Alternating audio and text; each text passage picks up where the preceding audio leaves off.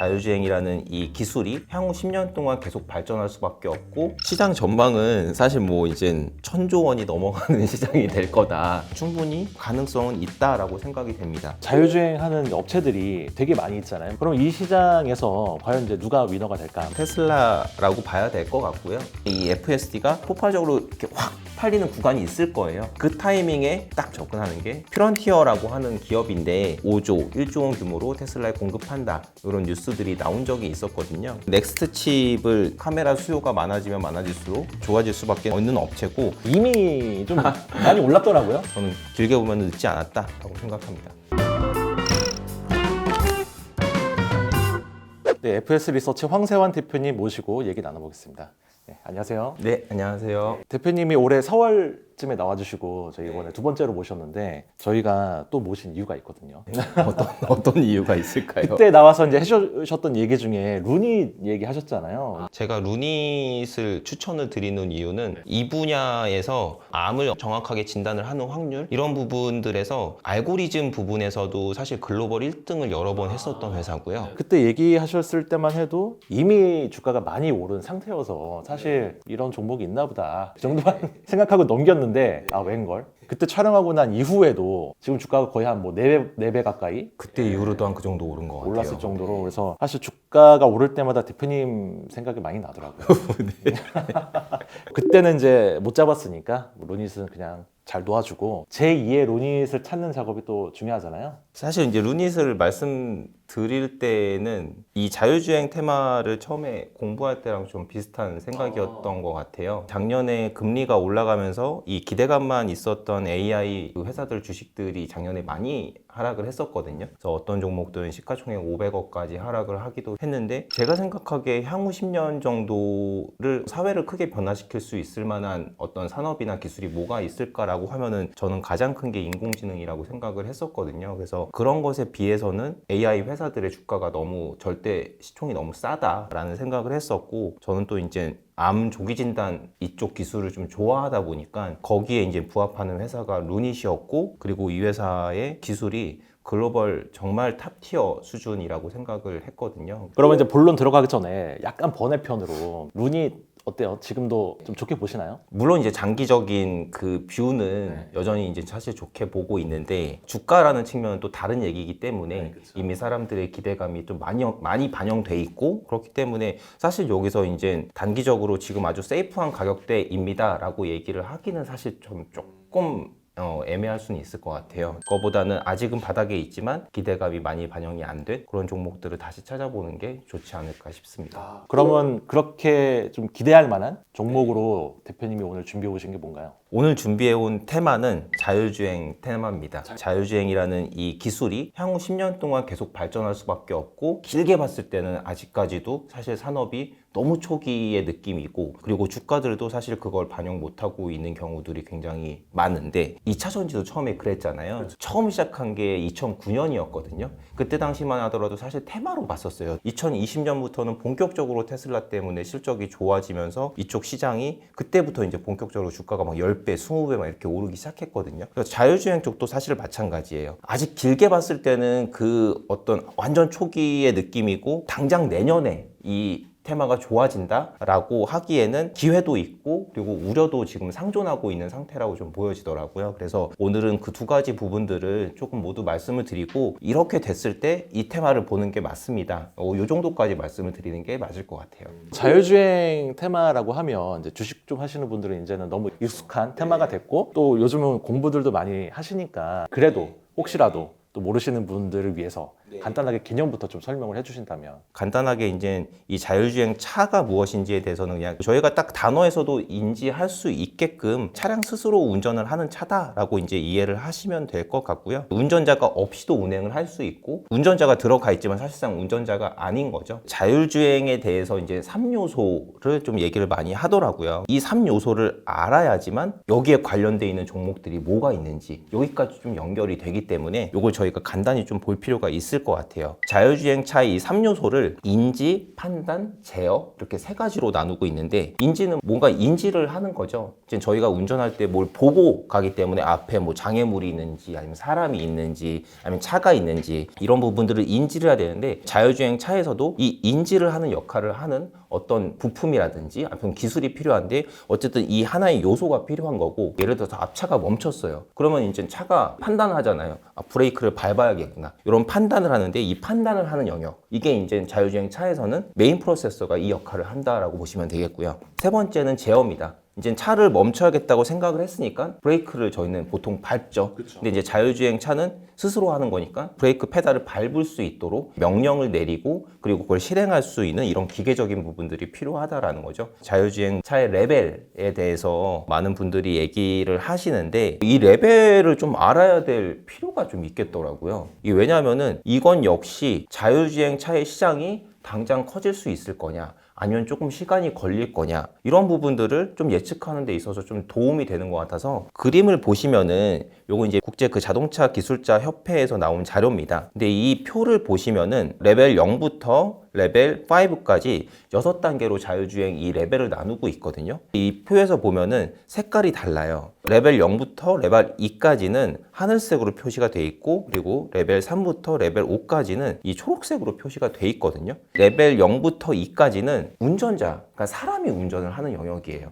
그리고 여기서 자율주행은 그냥 도와주기만 하는 겁니다. 보조적인 수단. 그렇죠. 차가 오거나 이러면 이게 뭐 경고음을 준다던가 보조의 역할만 하는 거기 때문에, 사고가 나게 되면은 당연히 책임은 운전자한테 갈 수밖에 없는 거죠. 여기 레벨 3부터 5까지는, 여기부터는 자율주행을 할 수 있는 이 구간에서는 운전을 이 차가 스스로 하는 겁니다. 그렇기 때문에 이 구간에서 사고가 났을 때는 그 책임이 제조사, 뭐 현대차나 테슬라 이런 업체한테 있게 됩니다. 그렇기 때문에 사실 이 레벨 3, 4, 5를 가기가 레벨 0부터 2를 가는 것보다는 훨씬 부담이 큰 거예요. 이 시장이 어떻게 보면 쉽게 열리기가 조금 어려울 수 있는 허들의 역할을 좀 하고 있다라고 좀 볼 수 있겠고요. 그래서 사실 레벨 3 자동차를 내놓은 데가 거의 없습니다.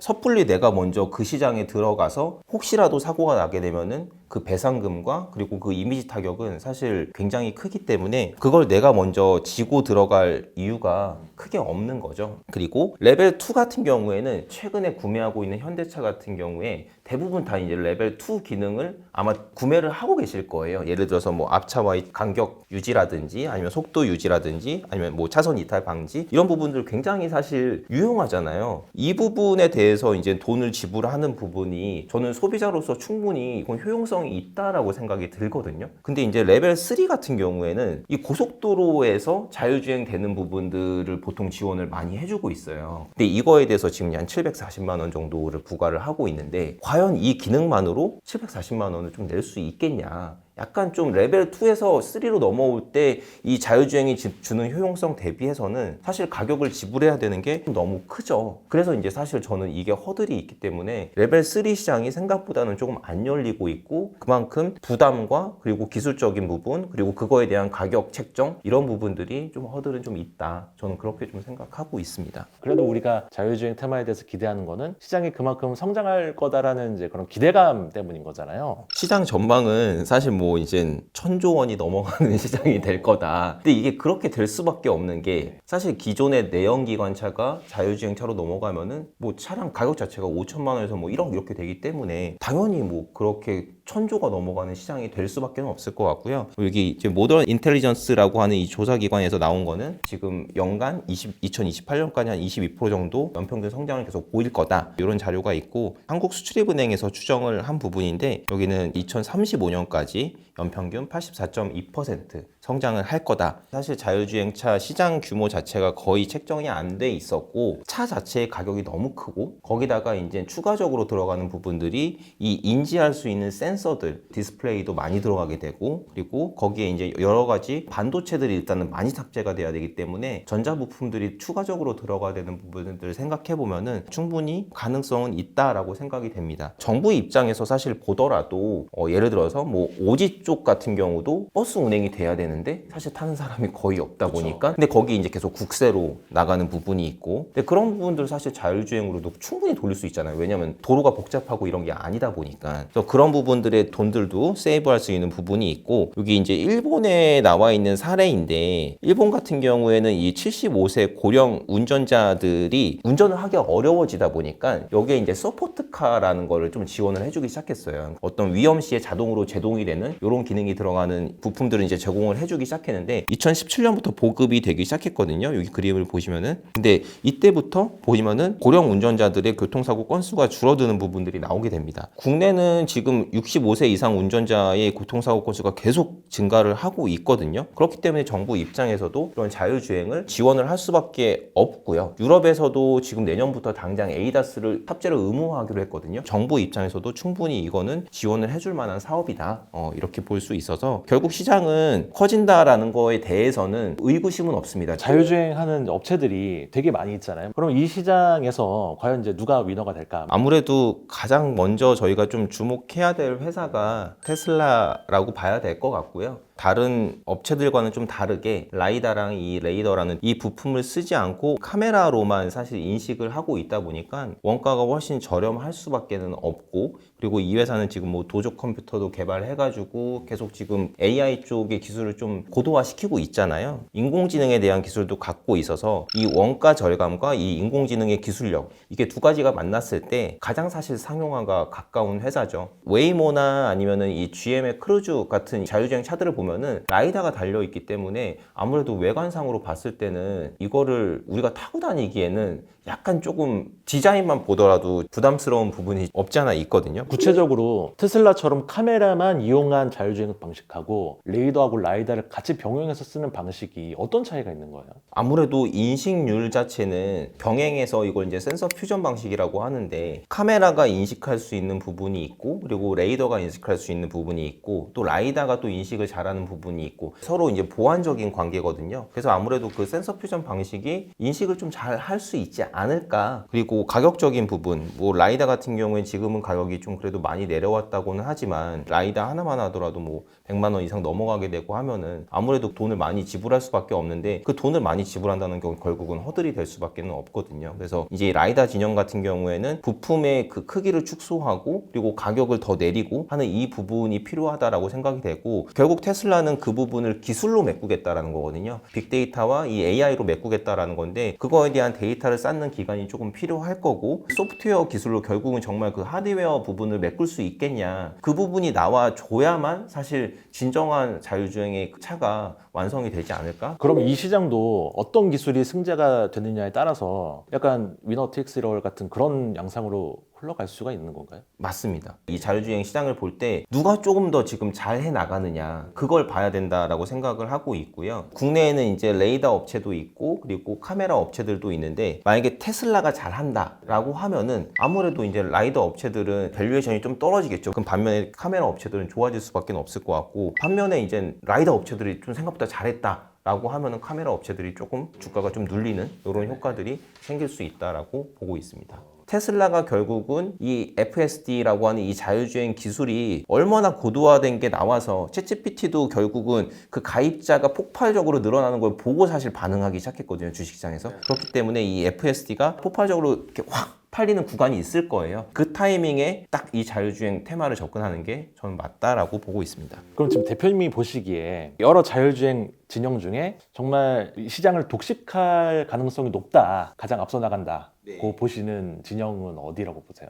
아무래도 테슬라라고 볼 수 있을 것 같아요. 왜냐하면 원가적인 부분이 일단 다른 업체들보다 경쟁력이 있고 그리고 외관상의 디자인도 이미 뭐 허들이 걸리는 부분이 없고 그리고 어쨌든 인공지능 부분들이 이제 개선이 돼서 계속 데이터가 쌓이면 쌓일수록 고도화가 될 거기 때문에 가장 제가 보기에는 상용화에 근접해 있지 않을까라고 생각하고 있습니다. 그럼 이런 밸류체인 속에서 우리가 제일 궁금한 건 이제 어떤 종목을 사야 되나? 오늘 두 종목 말씀드리려고 하는데요. 아무래도 저희는 테슬라가 잘 될 것 같다라고 말씀을 드렸잖아요. 그렇기 때문에 테슬라 밸류체인에 있는 업체들을 좀 주목을 해볼 필요가 있을 것 같고요. 퓨런티어라고 하는 기업인데 이 회사는 뭘 하는 회사냐면은 테슬라 차량에 들어가는 카메라가 있을 텐데 이 카메라라는 게 렌즈, 이미지 센서, 그리고 뭐 액추에이터라고 하는 여러 가지 부품들로 만들어지는데 그걸 이제 조립하는 장비나 아니면 요즘은 많이 이제 판매가 되고 있는 게 검사하는 장비들이 좀 많이 판매가 되고 있어요. 이 빛이 이제 갔다 오는 속도 그리고 초점 간의 거리 그리고 뭐 주점 이런 부분들을 계산을 해가지고 이 물체가 지금 몇 미터 밖에 있지? 이거를 이제 계산해 줄 수 있는 그런 센싱 카메라들이 지금 만들어지고 있거든요. 그 센싱이 잘 되게끔 거리나 이런 조정들이 잘 돼 있는지 이런 것들을 검사해 주는 역할을 하고 있는 장비를 이 회사가 만들고 있고요. 주로는 지금 삼성전기나 LG 이노텍 이런 쪽으로 공급을 하고 있고 물론 뭐 삼성전기나 이노텍에서 우리가 공식적으로 테슬라에 공급해요라고 얘기를 하고 있진 않지만 작년에 이제 8월과 12월에 각각 한 번씩 뭐 5조, 1조 원 규모로 테슬라에 공급한다. 이런 뉴스들이 나온 적이 있었거든요. 테슬라의 카메라는 잘 되면 계속적으로 많이 필요할 수밖에 없게 되고 그럼 이제 전기하고 이노텍이 좋아질 수밖에 없고 당연히 이제 퓨런티어의 장비도 많이 이제 들어갈 수밖에 없는 그런 상황이 될 것 같아서 이 회사가 테슬라가 잘 됐을 때는 가장 좀 주목을 많이 받을 수 있는 회사라고 좀 이해를 하시면 될 것 같습니다.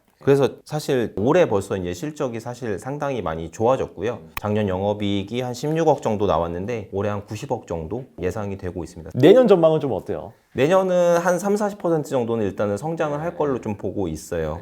왜냐하면 어쨌든 내년에도 테슬라 판매량 늘어날 걸로 좀 예상이 되고 있고 그리고 사이버 트럭도 추가적으로 들어가다 보니까 일단은 그 정도 추정을 하고 있습니다. 그 다음에 좀 주목할 만한 데가 있다면? 그 다음은 제가 넥스트 칩을 준비해 왔는데요. 이 회사는 시스템 반도체 팹리스 업체예요. 공장을 가지고 있지 않고 그 설계만 하는 이런 회사인데 카메라와 관련된 시스템 반도체를 만들고 있고요. ISP라고 하는 쉽게 얘기하면은 이 아무래도 이게 눈으로 실제로 보는 거하고 카메라로 찍었을 때하고 이게 뭔가 안 맞는 부분이 좀 생길 수 있거든요. 예를 들면은 저희가 터널에서 이제 딱 운전을 하다가 탁 나가면은 확 밝아지면서 뭔가 눈이 갑자기 살짝 안 보이는 그런 게 있잖아요. 카메라도 저희 눈이랑 동일하기 때문에 백색 현상이라든지 뭔가 어떤 인지를 정확하게 할 수 없는 이런 부분들이 생기게 되는데 그런 부분들을 좀 보정할 수 있도록 해주는 그런 역할을 하는 칩이다라고 보시면 될 것 같고요. 카메라 쪽의 영상 보정 칩이다 보니까 카메라 수요가 많아지면 많아질수록 좋아질 수밖에 없는 업체고 이 회사는 이미 뭐 현대차라든지 유럽, 미국차 업체들과 여러 이렇게 좀 이미 좀 관계를 좀 맺어가고 있어요. 그래서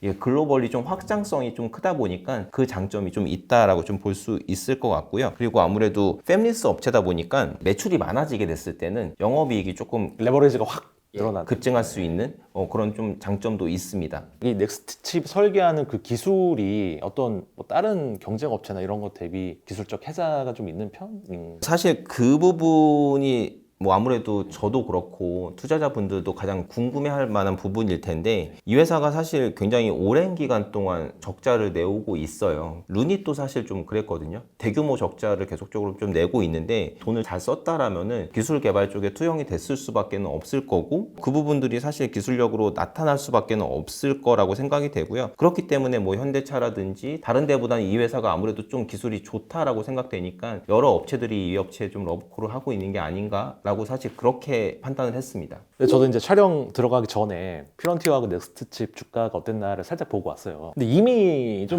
많이 올랐더라고요. 지금 투자를 해도 괜찮은가라는 생각도 좀 들어서 개인적인 의견을 말씀드리면은 좀 기대감이 말씀하신 것처럼 조금 투영이 돼 있어서 이 자율주행 시장이 지금 좋은 부분들도 있고 분명 안 좋은 부분들도 있다라고 말씀을 드렸잖아요. 그래서 조금 보수적인 투자자 분이라면은 주가가 조금 내려온 다음에 접근을 하시는 게 조금 맞을 것 같고요. 그게 아니고 길게 보면 무조건 좋아진다라고 생각을 하시는 투자자분들은 지금 들어가셔도 늦지 않았다. 왜냐하면 이게 어차피 산업 자체가 저는 한 10년 가까이는 성장을 해야 된다라고 생각을 하거든요. 지금도 사실 이게 올해 사실 주가들이 이렇게 거의 처음 오른 걸 거예요. 그래서 저는 길게 보면 늦지 않았다라고 생각합니다.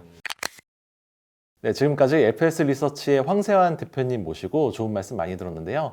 영상 재밌게 보셨다면 구독과 좋아요 그리고 댓글도 많이 부탁드리겠습니다. 감사합니다.